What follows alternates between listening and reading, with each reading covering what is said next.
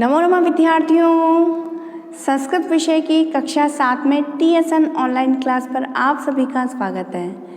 विद्यार्थियों, previous video में हमने रुचिरा द्वितीय भाग है जो आपकी संस्कृत विषय की पाठ्य पुस्तक है बच्चों, उसका जो चैप्टर 13 अमृतम संस्कृतम, इस पाठ का बच्चों हिंदी अनुवाद करना सीखा हमने, ठीक है। और साथ ही बच्चों सभी कठिन शब्दों के अर्थों को हमने समझा।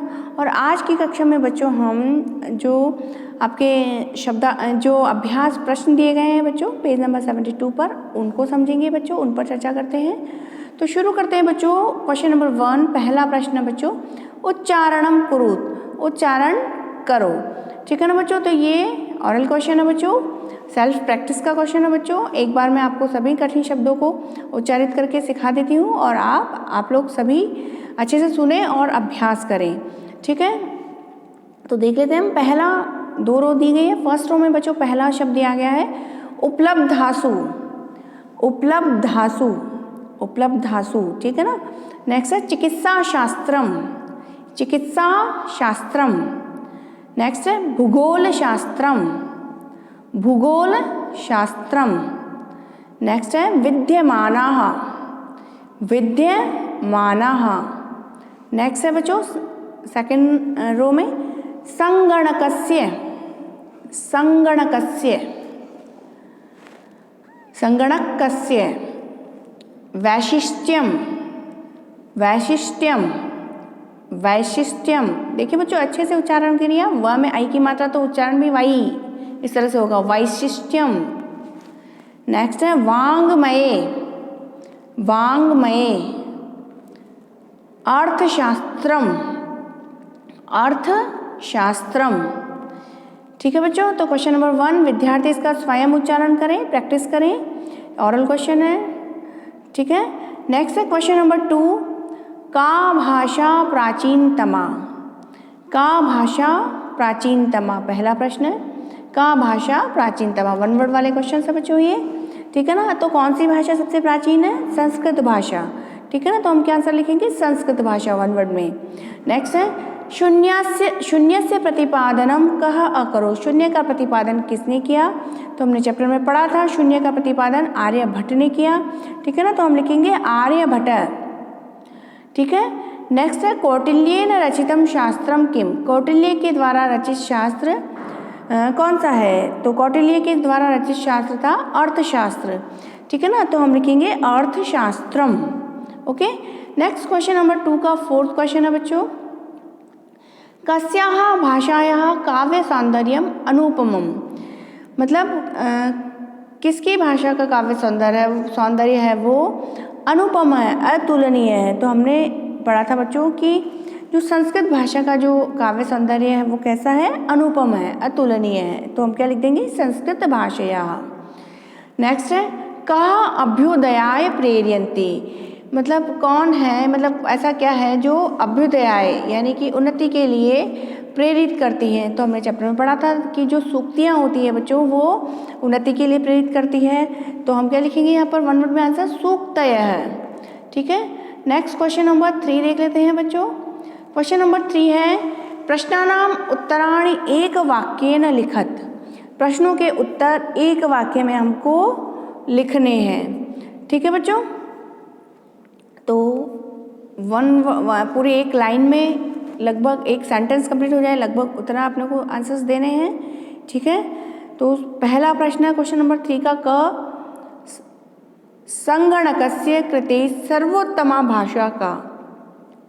तो हमने चैप्टर में पढ़ा था संगणक यानी कंप्यूटर, कंप्यूटर के लिए भी सर्वोत्तम भाषा किसको माना गया है? संस्कृत भाषा को माना गया है, ठीक है ना।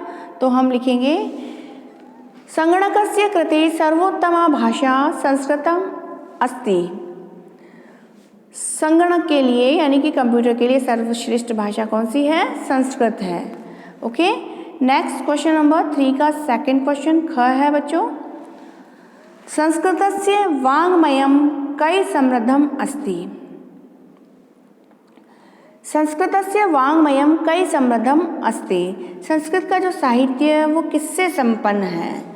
संस्कृत का साहित्य किस किस से संपन्न है? संस्कृत के साहित्य में वेद, वेद कितने प्रकार के होते हैं? 4 होते हैं। ऋग्वेद, यजुर्वेद, सामवेद और अथर्ववेद आप लोगों ने सुना होगा। ठीक है, पुराण कितने होते हैं? 18 होते हैं। नीति शास्त्र में नैतिक बातें, जो मॉरल बातें होती हैं उन पर चर्चा होती है। चिकित्सा शास्त्र में चिकित्सा से संबंधित होता है। ठीक है ना। तो बच्चों हमने पढ़ा था कि संस्कृत साहित्य वेद, पुराण, नीति शास्त्र, चिकित्सा शास्त्र आदि सभी से क्या है? संपन्न है, समृद्ध है।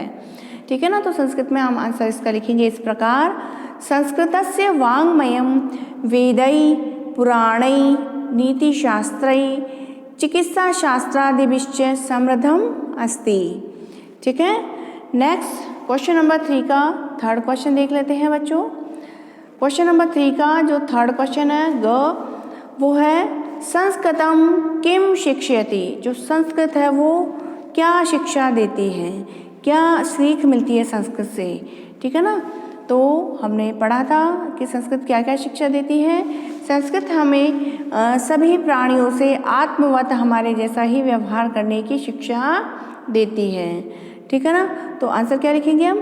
संस्कृत सर्वभूतेषु, षट्कोण का आएगा यहाँ, संस्कृत सर्वभूतेषु आत्मवत व्यवहारम कर्तुम संस्कृतम शिक्षयति। संस्कृत सभी से आत्मवत यानी कि हमारे स्वयं के समान ही व्यवहार करने की क्या करती है? शिक्षा देती है। नेक्स्ट क्वेश्चन नंबर 3 का फोर्थ क्वेश्चन है बच्चों, अस्माभिः संस्कृतम किमर्थम पठनीयम। अस्माभिः यानी कि हम सभी को, हमें भी संस्कृतम जो संस्कृत है उसको किमर्थम पठनीयम, किस अर्थ में, मतलब हमको संस्कृत क्यों पढ़नी चाहिए। ठीक है ना।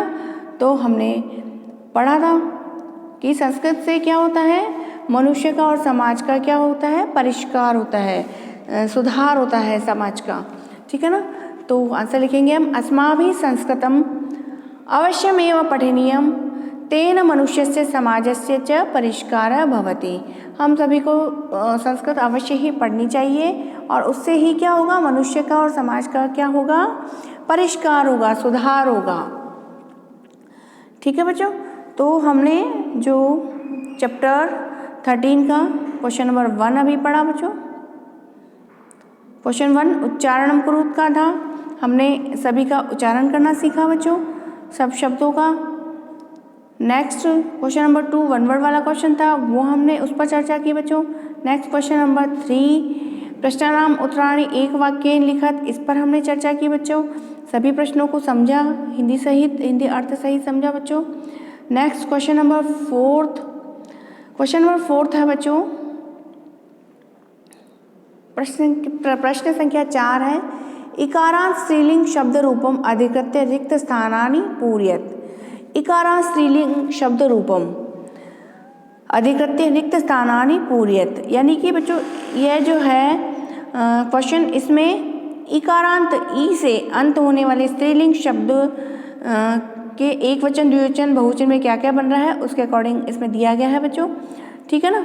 तो एक इसमें एग्जाम्पल भी दिया गया है, गति। गति प्रथमा विभक्ति में किस तरह से चलते हैं? एक वचन में बनता है गति, द्विवचन में गति और बहुवचन में गतय है। ठीक है। तो इसी को फॉलो करते हुए हमें इकारांत स्त्रीलिंग अन्य शब्द दिया गया है यहाँ पर मति। ठीक है ना। तो मति प्रथमा विभक्ति में किस प्रकार से रूप बनेंगे इसके? तो बहुवचन का यहाँ पे मतयः दिया गया है और हमको जिस तरह से गति के रूप चले उसी को फॉलो करते हुए हमें मति वाले फिलअप्स को फिल करना है। ठीक है ना। और इसी प्रकार से देखिए बच्चों, आप लोग हर रो में वापस एक एग्जाम्पल दिया गया है, उसी के अकॉर्डिंग अन्य शब्द दिया गया है और सिर्फ प्रथमा, द्वितीया, तृतीया, चतुर्थी, पंचमी, षष्ठी, सप्तमी, संबोधन। ठीक है ना। सारी ही विभक्तियाँ इसमें बच्चों आ गई है इसके अंदर। ठीक है। तो सप्तमी, प्रथमा से लेकर सप्तमी विभक्ति तक इकारांत स्त्रीलिंग शब्द रूप किस प्रकार से चलते हैं उस पर हम चर्चा करेंगे बच्चों अगली कक्षा में। आज की कक्षा में बच्चों इतना ही। अगली कक्षा में हम बच्चों जो क्वेश्चन नंबर 4 है, इकारांत स्त्रीलिंग शब्द रूप में जो सभी फिलअप्स हैं उनको फिल करना सीखेंगे बच्चों। ठीक है। और साथ ही इकारांत स्त्रीलिंग शब्द के रूप किस प्रकार चलते हैं वो भी आपको समझाएंगे बच्चों। ठीक है। आज की कक्षा में बच्चों इतना ही। अगली कक्षा में हम क्वेश्चन नंबर 4 से कंटिन्यू करेंगे बच्चों। अगली कक्षा में हम फिर मिलते हैं बच्चों। तब तक के लिए शुभम मंगलम।